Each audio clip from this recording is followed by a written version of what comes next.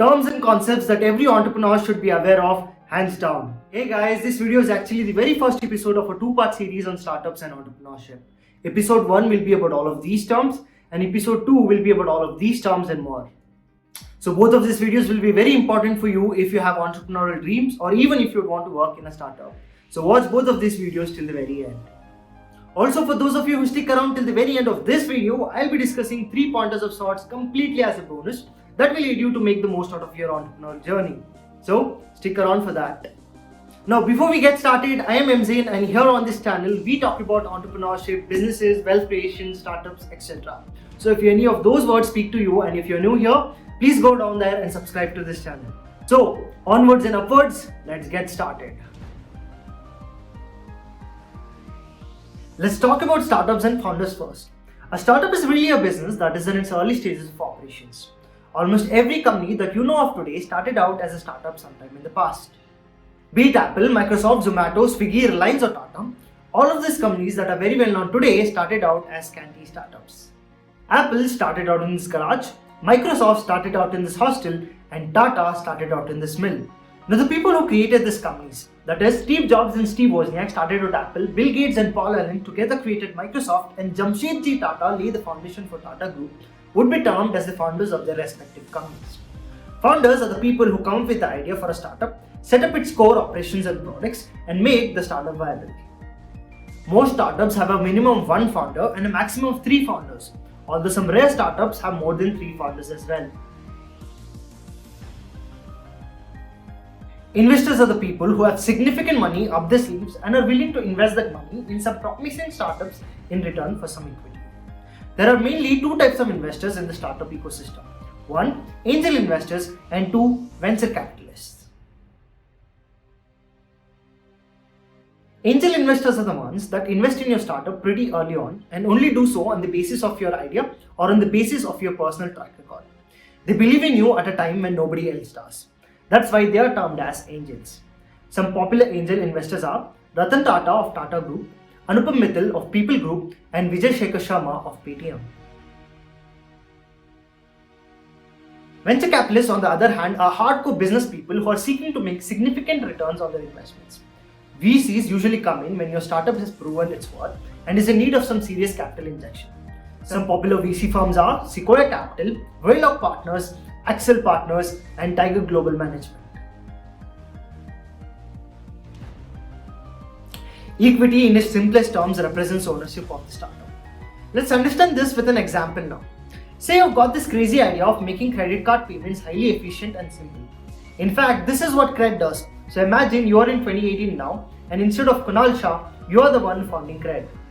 At the start, you own 100% of the equity in Cred. That is, you own 100% of the startup called Cred. Now imagine you bring in a co-founder by the name of Harish. He comes in with a bunch of expertise that you don't have. Let's say he's a great product and technology guy. So you guys sit together and decide on the ownership split. After extensive discussions, you guys come to an agreement that you will do a 60-40 split of the equity. That means you now own 60% of the Cred and Harish owns 40% of it. In the best case, let's assume you both do a great job, do not dilute your equity further, and just within 2 years, your startup Cred gets acquired by Amazon at rupees 1 crore. Now, because you held 60% of equity in Cred, you will receive 60 lakhs from the above said 1 crore. And Harish will receive 40 lakhs because he owns 40% equity in Cred. Now clearly this was a gross oversimplification. Cred is definitely not acquired by Amazon, and within 4 years of its operation so far, Cred is currently valued at a whopping $5.5 billion, which is roughly about 41,000 crore Indian rupees. That's a lot of zeros. Valuation refers to the current or projected worth of your startup. Let's understand this with Cred's example itself. Last year in October, Cred raised a total of $251 million at a valuation of $4.01 billion. What that means is that Cred sold a total of 6.26% of its equity in return for $251 million. And here's how to understand it. If 6.26% of Cred's equity is valued at $251 million, then 100% of its equity, that is the total worth of Cred, will go up to $4.01 billion. And conversely, if and only if 100% of Cred's equity is valued at over $4.01 billion, Only then can 6.26% of its equity have a value of $251 million. Now, there is something known as pre-money and post-money valuations. In the above example itself, Cred's $4.01 billion valuation is known as the post-money valuation. That is, once the money was transferred to Cred, it became a company worth $4.01 billion. And if you subtract the amount of money raised from the post-money valuation, it becomes the pre-money valuation of the startup. Once again, in the above example, Cred's pre-money valuation would be $3.72 billion. Now, after all the talk about valuation, let's now talk about another crucial and important task of any non-bootstrap startup, that is fundraising. Fundraising essentially means selling a fraction of a startup's equity in return for capital. You might need this capital for a number of reasons, but more often than not, it will be used to grow your startup further. Most startups undergo a number of fundraising rounds. These rounds in the chronological order are termed as seed round, Series A, Series B, Series C, etc. Seed round typically represents the first official money that a startup raises. Seed funding helps a company to finance its first steps, including things like market research and product development. Most seed funding round is usually done by the founders themselves, and sometimes it might even come from your friends and family. And the rarest of times, it might come from angel investors or VCs. It is important to note here that most startups don't or can't raise an external seed round, that is via angel investors or VCs. The don't is usually when the founders are themselves either very frugal or financially well off, and thus they do not need an external seed round. And the can't is when the founders have no prior experience in startups. That is, they do not have the networks, trust, or resources to reach out to angel investors or VCs for a seed round.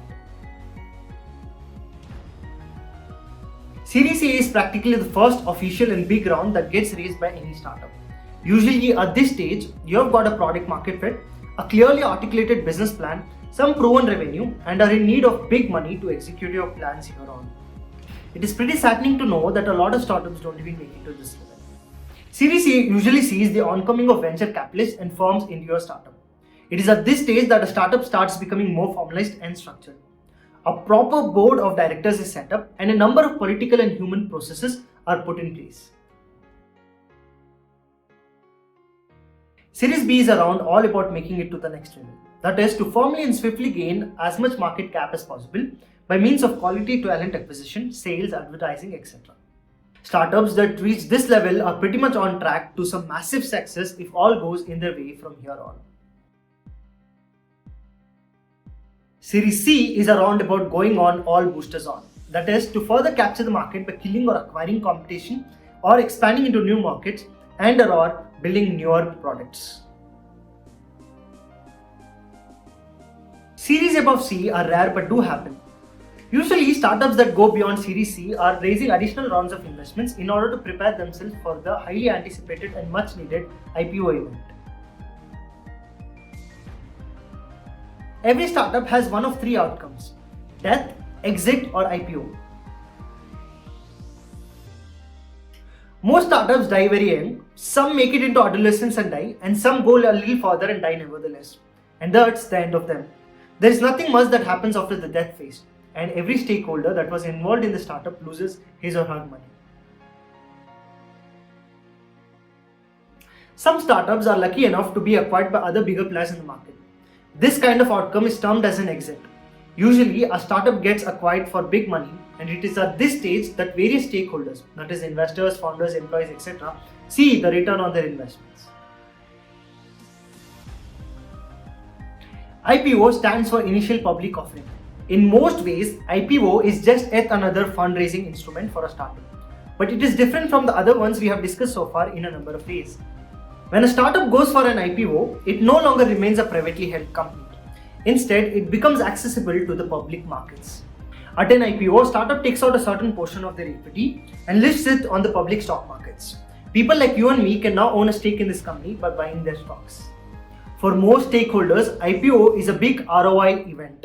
That is, by means of an IPO, a lot of investors, founders, and employees end up making big money by selling out their equity, partly or fully in the public markets. Thank you for sticking along this long. As promised, here are the 3 bonus pointers for you guys to get started on your entrepreneurial journey. Bonus pointer number 1, Think School YouTube channel. Every Tuesday and Friday, ThinkSchool puts out a business case study on some popular businesses and startups in the world. These guys are super amazing and their content is super succinct. Find the link to their channel somewhere here or there. Bonus point number 2 is this book called The Founder's Dilemma by Noam Wesselman. It's literally the most exhaustive and most in-depth book ever written on entrepreneurship. It talks about the various stages that a startup has to undergo, various key decisions that the founders have to take, and uses a ton of data to back its findings. You can find a link in the description below to buy this book. Bonus pointer number 3 is that to watch Shark Tank India, USA or Australia at least once in your lifetime. Watching real startups raise real money live on TV is a different kind of thrills for us entrepreneurs. So go on and watch it right away. I am leaving behind a link to one of Shark Tank India's episodes somewhere here. So that's it guys, those are some of the important terminologies and concepts that you had to be aware of before getting started on your entrepreneurial journey. I hope you liked the video, and if you found it useful, hit that like button down there. And in order to watch more such videos as well as episode 2 of this series, go down there and subscribe to this channel right away and press the bell icon. For now, this is M. Zain signing off, and I'll see you in the next video. Thank you, laters, bye bye, peace.